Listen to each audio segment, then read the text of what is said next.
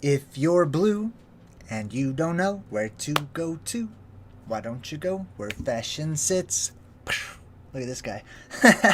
Okay, so I want to talk about the umbrellas. Okay, I'm going to get into the bigger picture. I'm going to build up to it in just a second. However, because I was just singing that song and I got this guy up here right now, I want to talk about this, right? This song, Putting on the Ritz, and this concept of people in top hats and fancy coats and whatnot walking around with umbrellas. We associate that with Rockefellers, right? The insanely rich rulers of the world, basically, in a nutshell. So why? Well, I talked about the top hat symbolism in another one of my older videos. The top hat, the reason they wore those really big hats is because the people who were really in charge had really long heads, cone heads, you know, like real extended skulls and stuff. So they needed hats that made room for their extra dome. And then, of course, whenever we took their place and they assigned little representatives that were humans and stuff, we dressed like them in order to emulate them. Let's not start with this picture with this guy right here. We're going to come back to this guy in a bit, okay? All right, so the word umbrella, the etymology or the word origin or the word root for umbrella is two words. It's umbra. If you look here, this is etymonline.com. It's from the Latin umbra or umbella, which means sunshade or parasol. So I'm going to shorten that. All it really means is umbra means shadow, okay, or shade. And then ella just means small, means little, basically. So a little shadow. It casts a little shadow. It covers, it shrouds in darkness. It casts a shadow. It blocks from the light from above. So here's the meat of it. I'm going to show you the umbrella symbolism, okay? And we're going to also talk about some other things as well, but this is our world. Now, I'm not saying this is exactly the way it looks or whatnot, but this is just a general concept of how the ancients in every culture across time, if you go back far enough, typically they saw the world as this type of a cosmology with a domed sky, right? So this is really interesting too. See how it says pillars of the sky?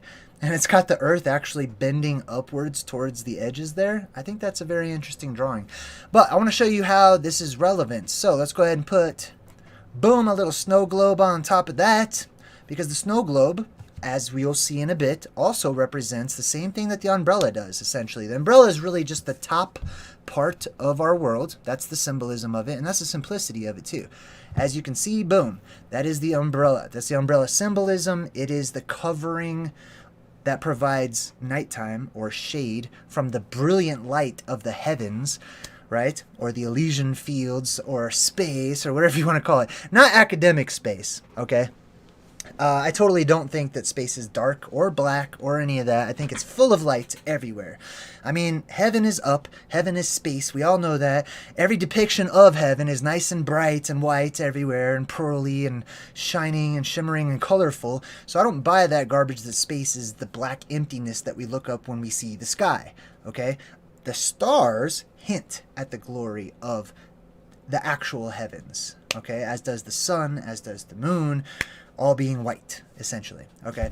So this is the umbrella symbolism. Now, why is it the umbrella specifically? It's because of the covering and then that middle rod that goes right up the middle. That middle rod would be right at the North Pole, right where Rupus Negra is, or Mount Maru, right?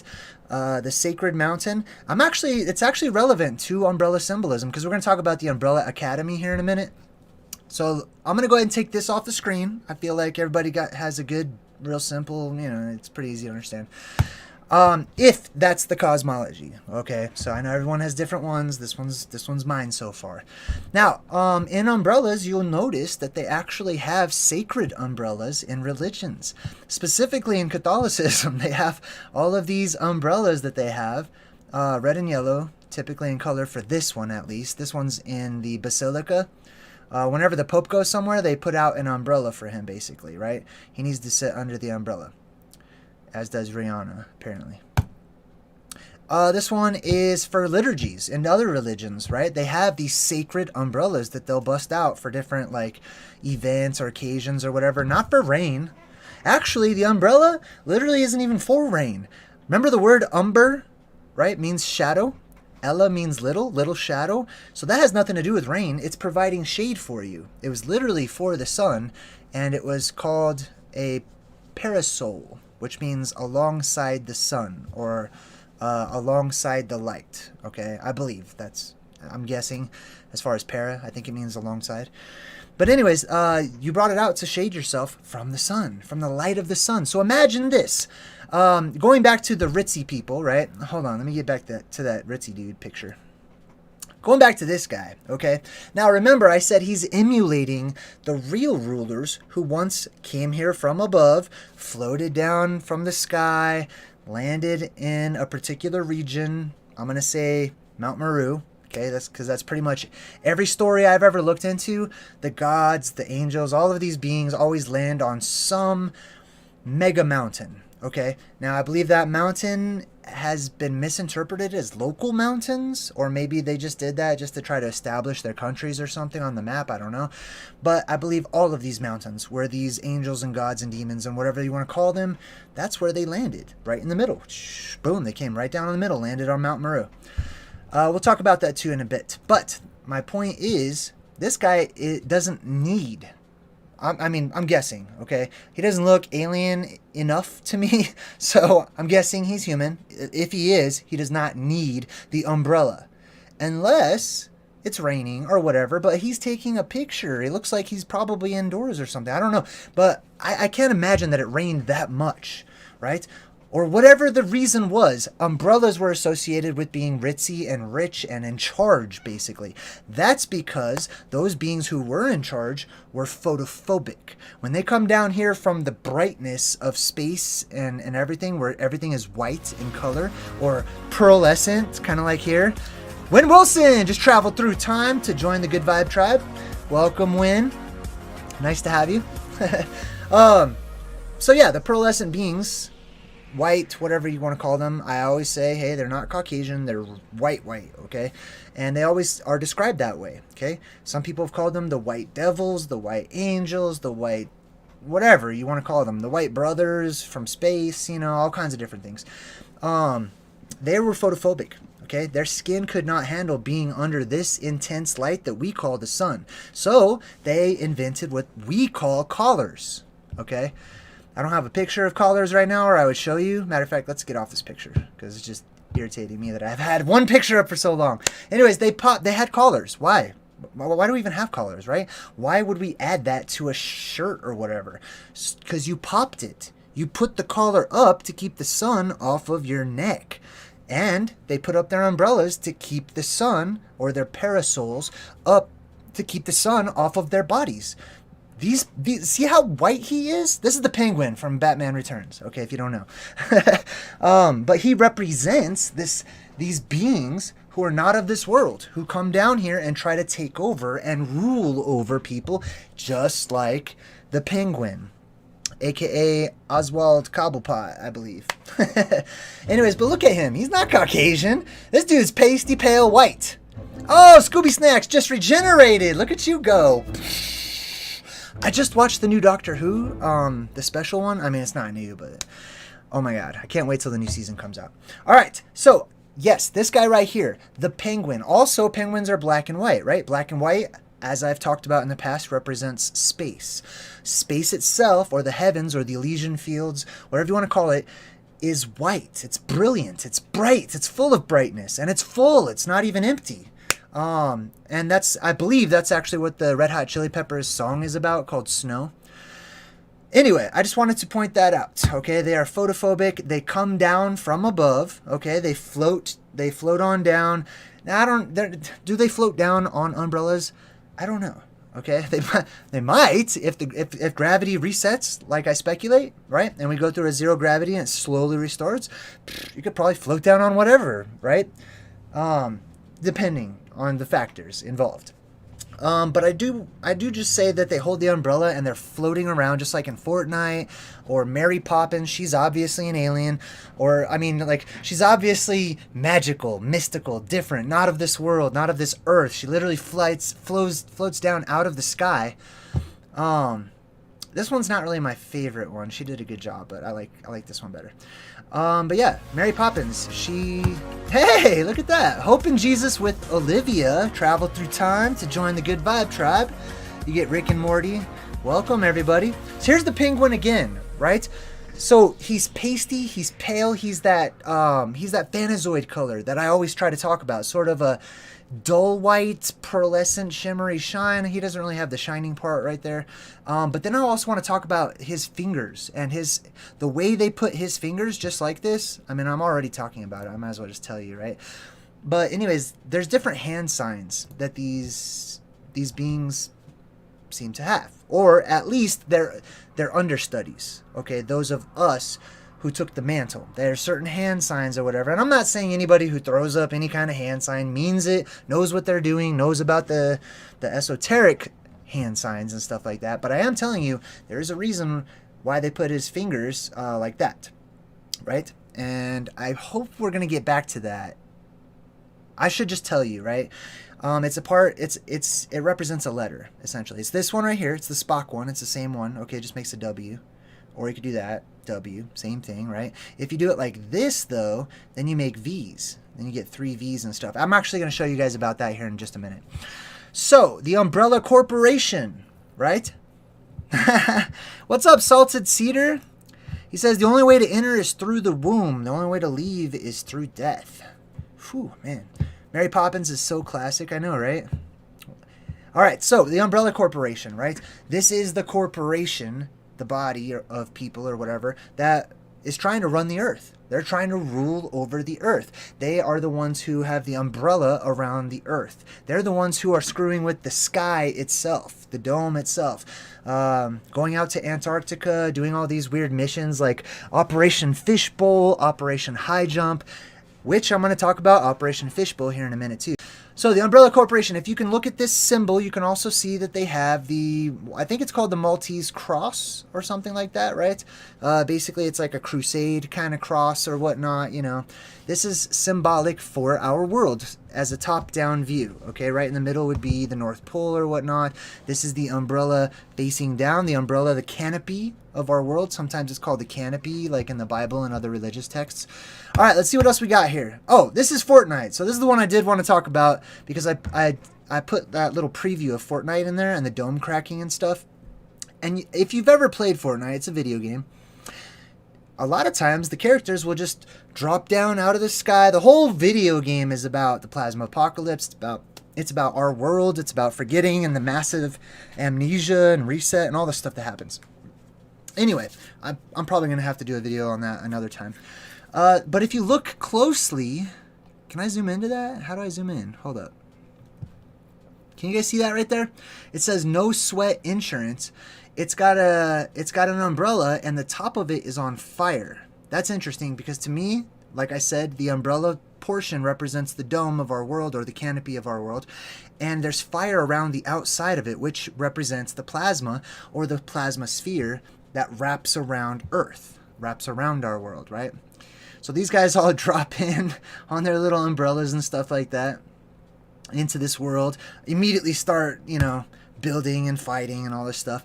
So here also is the umbrella. Now this is where the umbrella, we make a connection with umbrella symbolism, being the dome of our world, the sky of our world, the covering of our world, the thing that provides darkness to this place. Without the sky, without what I call the dome of the world, we would never have nighttime.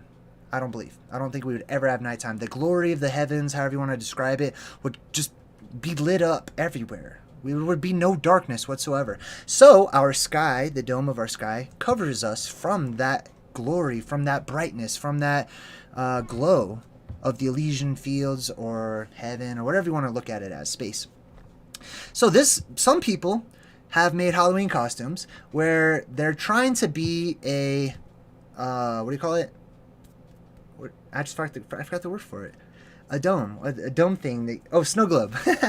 Okay, so here's the deal. It's not actually a globe. Okay, I know there are there's globe-ish snow globes. Okay, That's fine. That's fine. Snow globe is a snow globe. But most of the original like snow globe type things, they're actually dome shaped. They're not globes whatsoever. I don't know why they shouldn't call it a snow globe unless it's actually a globe, in my opinion. It should be called a snow dome. But anyway, that's what she's emulating. She's making a little snow dome or whatever, and she is totally accurate because she has the North Pole sign right there. And then the middle part of the thing goes up. That's what she is. And that's the umbrella over our world. That's the symbolism. Now, does this lady know that? Probably not, you know. But it doesn't matter, right? She's reflecting a truth that resonates deeply within our collective worldwide subconscious, I believe. And I believe we do that all of the time. Here's some other examples. Same thing. People using the umbrella to act as the sort of dome to the world. Now, that's where I believe the snow globe thing gets into play too, because you will see snow globes or fish bowls, some type of glass, but a lot of times it's a snow globe, everywhere in pop culture and the media, and any vacation you go on, they have these. Why? This is so interesting to me that people accept that they have their own little land and they always put a dome over it. And there's just snow in there. It's just an interesting concept, but they don't think about why that idea is so powerful that people feel the need to collect these things. You know what I mean? Anyway. All right, so let's skip that one. Oh, okay. This brings us, I'm just doing random, whatever I see. This brings us to the Umbrella Academy. Okay, I'm totally going to jump into this show real quick. So this guy right here, his name's Klaus. And he picks up a snow globe, right? In this show, anytime you see something like this, wait for it to break. Because I promise you, if it breaks, that means that something bad is about to happen because it's symbolizing the sky breaking open and all hell breaking loose and magic and all this other stuff, right? It symbolizes that. It symbolizes the apocalypse when you break a snow globe or whatever. So anyhow, he picks it up and he says, "Peace on Earth, that's so sweet." And then, pow! He totally smashes it on his own dome.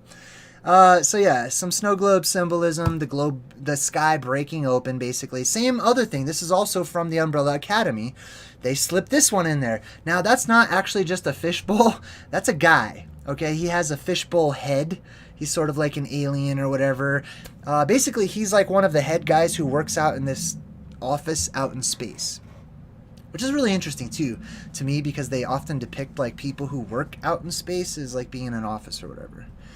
At least I've seen it. So he smashes this open. So this guy, who is representative by a fish that's living inside of a dome or whatever, he smashes it open, and that's symbolic of starting the apocalypse, essentially. So I wanted to show this because I came across this during my research, all right? So it's sort of related to the umbrella symbolism as well. But have you ever seen this truck rolling around, or have you ever seen this paint store? It's called Sherman Williams. And this is their logo. This has been their logo since the 1800s. And it says, "Cover the earth." Cover, right? Cover the earth. Put a cover onto the earth. This is very interesting to me personally, all right? First of all, there doesn't seem to be gravity the way that academics teaches gravity. Whatever this is, this red liquid stuff is just dripping all the way off. It's not spinning off or anything weird. It's not just adhering to it. It's totally going downwards, right? I thought that was interesting. The other thing is that it's red. They chose to pick the color red, which represents to me the plasma that goes down and wraps around the sky, essentially. I thought that was an interesting thing. I just want to share that. Then I found it really interesting, all the snow globes that people sell or whatnot. You see them making different appearances and stuff. Okay, so these pictures are done. I'm going to go ahead and get rid of these pictures here and pull up some screen sharing here. Booyah. Booyah? There we go. All right, so we talked about the religious implications and how umbrellas are used during various religious ceremonies for strange reasons. Here's that guy I was just telling you about, the alien with the fish bowl head or whatever, right? So the aliens live in their own domes, okay, essentially. I talk about this all the time. But basically, these other worlds, many of these other worlds, maybe not all of them, but many of these other worlds, or alternate Earths, as I call them, I believe are also domed, okay? I think all of these little worlds are domed, and they provide the dark in the brightness of space. So that's why black and white specifically checkerboard black and white, represents space so often. Black and white right next to each other. To me, I'm seeing the space symbolism. Beings who are from space, who look out at the vastness of space and see how bright it is, but it's dotted with these worlds, with these dark worlds, or dark cities, or however you want to call it. So, let's talk about the Umbrella Academy. This is a huge TV show. I've seen all the episodes. I did want to share specific images. First, this... Is it this one? No. This one right here. See this one? Alright, you see this hand sign that this guy's doing right here? Let me see if I could pull that up and make it bigger. Booyah. Okay, you see how he's doing this with his hand? Or like that? That's what I was talking about earlier. So actually, I want to show you, and it says goodbye right there as well, too, right?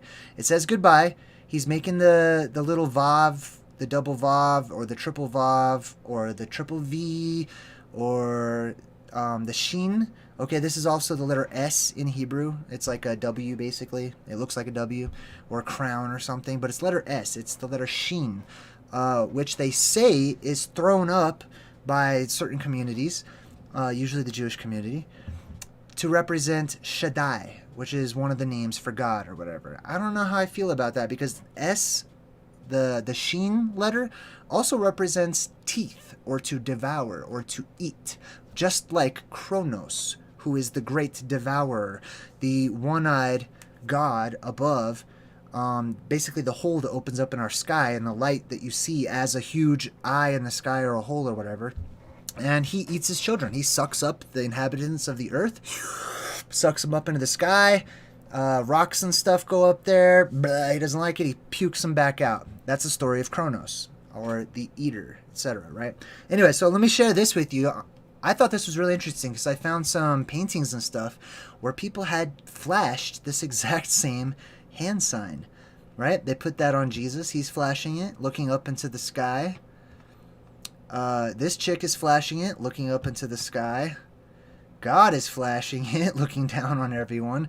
This guy's putting the sign on his chest. There's Christopher Columbus, or whatever his name is. It's clear, like, dude, he does not look happy in this picture. And did you see his eyeballs? If you ever zoom in on this picture, his eyeballs are all crooked. It's kind of funny. I mean, not to make fun of people that have crooked eyeballs, but I think it's something people don't typically notice about this picture. So, let's go ahead and get off of that. I want to come back to the Umbrella Academy real quick. Where'd they go? Boom. Okay, Umbrella Academy. Now, I want to show you this. So here's another one. Can you see, like, right here, she's doing the like the secret hand sign or whatever. She's saying it's a secret. Don't talk about it. This is not something you tell people. It's something you show people. This is not something you come right out and say. This is something you allow others to figure out for themselves. That's actually one of the rules for people who know. You don't just go around telling people who don't know. That's a huge no-no. You don't do that. You can toss breadcrumbs. You can lead. You can you know, be a guide or whatever, but you cannot go around insisting upon the truth to others. Telling people, hey, I'm just going to share this deep information without you searching for it. No. So, keep that to yourself. That's what that's for. Let's see. Then we got this guy. He's totally pointing up. Again, he's doing this. Okay, he's pointing right up to the sky. I think it was Leonardo da Vinci actually drew a painting of a guy who's doing the same exact thing, pointing right up to the sky. I think it was like John the Baptist or something. Then you got the black and white behind them, space, essentially, right? They're from space, or they're space travelers or whatever, which they are if you actually watch the show. I don't really buy the time travel thing. I get it. However, I have different theories about that. All right, now I want to check out their names real quick. By the way, this show is on Netflix if you want to check it out. The whole thing is about the plasma apocalypse, very esoteric. All the themes that I talk about are reoccurring themes on this show. So, this girl, these are all the people. Basically, they're superheroes, okay? They are all born, and they're involved with the apocalypse and the world ending, and they have to try to help to save the world from ending or fight the bad guys or whatever it is. They are the result of what happens to, I believe, survivors after this apocalyptic event. We get superpowers. We become superhumans, essentially, compared to the conditions of the world we live in today, right? It's just the conditions change. right? Some things might change about us, but the things that... Anyways, I'm rambling. I'm sorry. All right, so let's talk about this girl. Her name is Vanya. That means beautiful Yah or God or Enki. It also is Yah. Van means beautiful, attractive, and things that are related to that. Then you've got this guy, number 5, aka V, right? The letter V. So he's 5, which is really just the V in Roman numerals, which is really the Vav. All right, sweet. Let's get on to the next one. Allison, that's just short for Alice. Okay, so she's Alice, just like Alice in Wonderland. Like, she's a realm traveler, a slider, whatever you want to call it. Also, Alice means, if you look it up, it says nobility. Okay, but technically, I believe it's 2 words. I think it's A, which means without, and then lux, which means light, or Luke. Just like we talked about in the werewolf video, Luke, Lucas, Loop, right? All those, they mean light. So Alice means without light or shadow. Literally, and she's wearing black, right? I don't think it's the fact that she's black has anything to do with it, but she's wearing black. Often they will put people who represent leaders of this world being under the dark city or under the dome, in the darkness, they will wear black. Okay? They are typically they're called the priests of Baal, okay? Or Baal or Bahal or however you want to call it. But they are the ones who are in charge. They are leaders in this world, under the covered world. That's why they wear black. Black is their color because it represents the dark world that they live in or the dark city that they live in. Now, that's why you almost always see that on the other side of that, often portrayed as bad guys, sometimes they are, they wear white. Interestingly enough, right? Then we got Luther. Luther just means like an army. Basically, he's super strong. He has super strength, as people, I believe many people will have super strength. Once the gravity field returns, it'll be weakened. And of course, the world will be depressurized as well. Then we've got Diego or Diago. Okay, so this one's a little more difficult. Basically, this is sort of a Latin Spanish word. It comes from Sant Iago or Saint Iago, and Iago is basically Jacob or James, and it means somebody who replaces somebody else, or supplanter. So Diego or Iago or Jacopo, or there's different ways to pronounce it, okay? Yaakov, there's all of these different ways to pronounce his name, okay? But he's somebody who comes in and changes places with somebody else.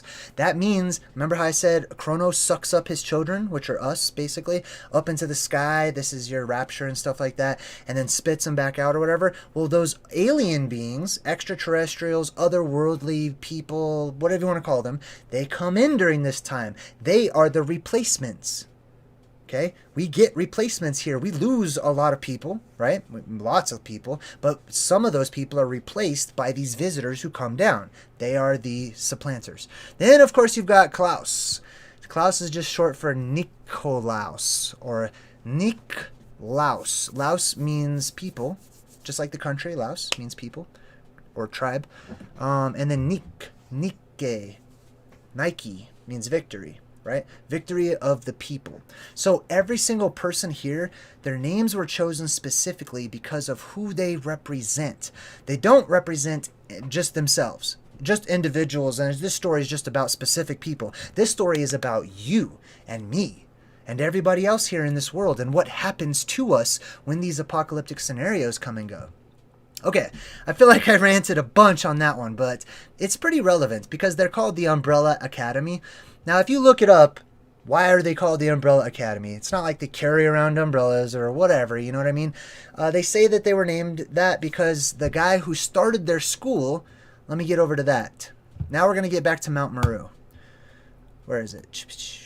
Oh, Hargreaves. So the guy who started the Umbrella Academy, his name is Hargreaves. Okay, Professor Hargreaves. Now, I looked that up, right? Basically, if you look up the word Har. Now, this is the guy with the little monocle. Let me pull this dude up. Hold up. Let me show you guys real quick. Hargreaves umbrella. There we go. Boom. All right, so let me show you a picture of this guy so you can know who I'm talking about. This is the guy who runs this little league of superheroes called the Umbrella Academy. Do you notice that he is their father figure, aka their sort of like god figure or whatever you want to call it, okay? And he has a monocle, or that monocle just means mon or mana means one, right? One, and then ok means eye. One eye. He represents Kronos. He represents the actual apocalypse itself, right? But his name combines, okay, his monocle is Kronos, the eye, the hole that opens up in the sky. But then look at his name. It's Hargreaves, right? Har means mountain. Greaves is actually closer to groves, graves, and it means tree, essentially, like, or little tree. We say grove, like an orange grove, like trees and stuff. So his name literally means tree mountain. Boom. Right? What's the tree mountain? I mean, okay, I say that as if everyone should know what that even means. Okay, I gotta stop doing that. The tree mountain is the mountain. It's Mount Maru. It's Mount what's Rupus Negra, all these other ones, the Black Mountain, whatever you want to call it, okay? It's at the North Pole, at the middle. It's the plasma volcano. That's what it is. It's the tree mountain. Why? Because out of that volcano or that Black Mountain, plasma shoots up. When we go through that pole shift, boom, shoots up, turns into the tree of life, turns into the world tree, etc. That's what this guy is named after. That's who they serve, right? Interesting.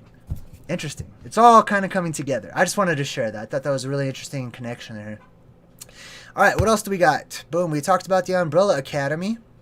Parasol. Okay, so here's the actual definition. A light umbrella used to give shade from the sun.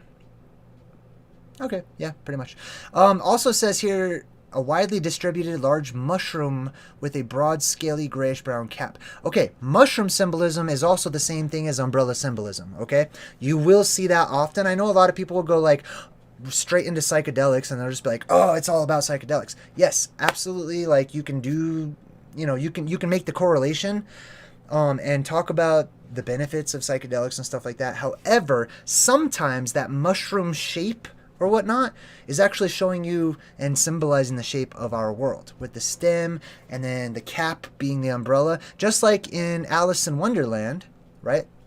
When she goes into this other realm and meets the caterpillar, who's probably really a giant tardigrade, and he says one side will make you taller, one side will make you smaller. One side, the inside of the mushroom of our world, the inside of the umbrella, makes things smaller. When it goes into it, everything out here in space is gigantic. It's big, way bigger than how we are used to here. Oh my god. So when stuff comes in from above, from the heavens, it's usually pretty gigantic. But if you were to leave this world, the other side, the outside, will make you larger. You'll actually get bigger because there's different conditions that add to growth out in what they call the heavens. All right, so let's get rid of the parasol. Boom. Umbra etymology.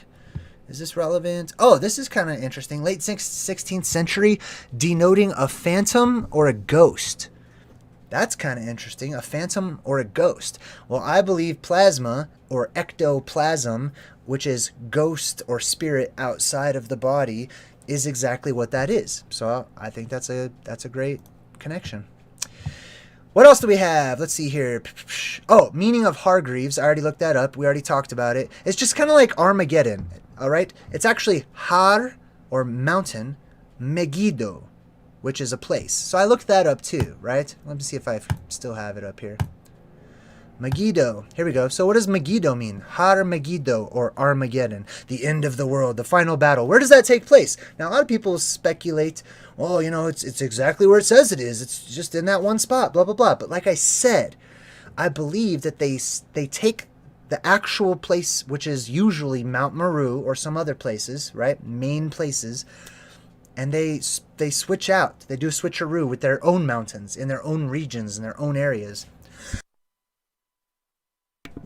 Excuse me. All right. So, Har Megiddo, or the Mount of Megiddo. What does Megiddo mean? It means invading, or instrument or place of exposure.